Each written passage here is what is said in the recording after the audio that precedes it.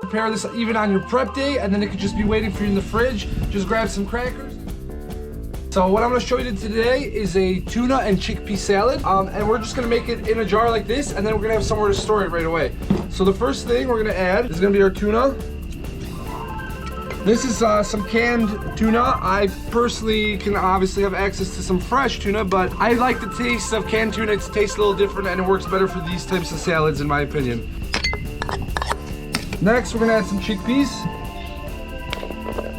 some peppers, we'll use the rest, a bit of onion, some parsley, and we got some tomato salsa here, so we'll put some of that in as our sauce.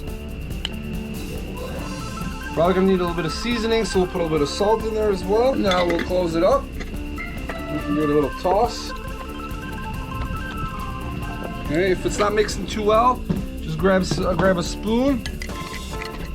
Okay, let's add a little bit more chickpea in there. Use it all. A little bit more parsley and some more of the salsa as well. Okay. Give it another mix.